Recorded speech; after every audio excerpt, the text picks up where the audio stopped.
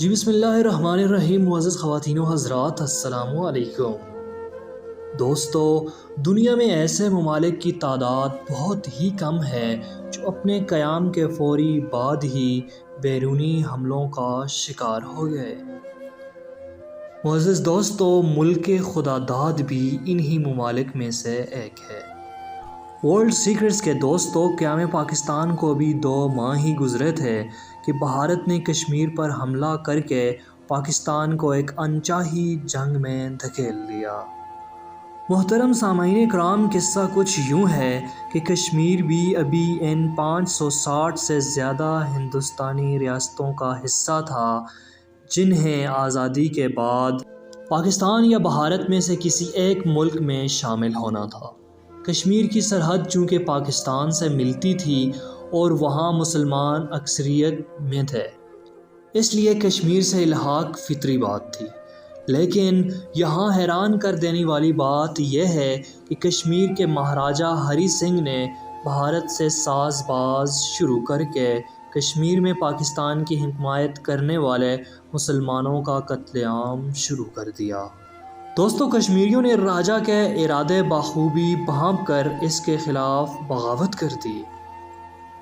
معزز خواتین و حضرات، پاکستان سے بھی قبائلی اپنی کشمیری بھائیوں کی مدد کے لیے پہنچ گئے۔ کشمیریوں اور قبائلیوں کا مشترکہ لشکر سری نگر پہنچا تو مہاراجہ ہری سنگھ دہلی فرار ہو گئے، جہاں اس نے کشمیر کا بھارت سے الحاق کرنے کی دستاویز پر دستخط کر دیے۔ اس واقعے کے بعد بھارت نے جنگی طیاروں سے فوج کشمیر میں اتاری اور سری نگر پر قبضہ کر لیا۔ دوستو، اس وقت پاکستان کی وسائل سے محروم فوج کے برطانوی سربراہ جنرل ڈگلس گریسی نے قائد اعظم کے واضح احکامات کے باوجود کشمیر میں بھارت کا مقابلہ کرنے سے انکار کر دیا۔ دوستو، تاہم بعد میں جب بھارت نے اپنا قبضہ مستحکم کر لیا تو جنرل گریسی کو کشمیر میں فوج بھیجنے پر کوئی اعتراض نہ رہا، لیکن بظاہر ہے کہ اب بہت دیر ہو چکی تھی۔ پھر بھی پاک فوج نے گلگت بلتستان اور آزاد کشمیر کا کامیاب دفاع کیا۔ دوستو، جنگ جاری تھی کہ بھارت اس معاملے کو اقوام متحدہ میں لے گیا۔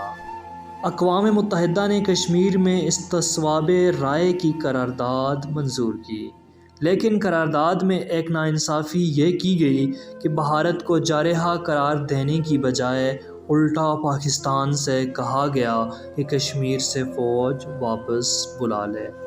معزز خواتین و حضرات، قائد اعظم نے یہ قرارداد غیر منصفانہ قرار دے کر مسترد کر دی۔ تاہم ان کی وفات کے بعد وزیر اعظم لیاقت علی خان اس قرارداد کے تحت جنگ بندی پر آمادہ ہو گئے اور 1 جنوری 1949 کو کشمیر میں جنگ بندی ہو گئی۔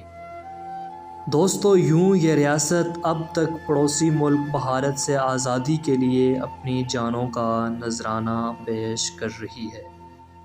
اللہ تعالیٰ سے دعا ہے کہ جنت نظیر وادی جلد از جلد آزادی کی نعمت سے ہمکنار ہو۔ شکریہ۔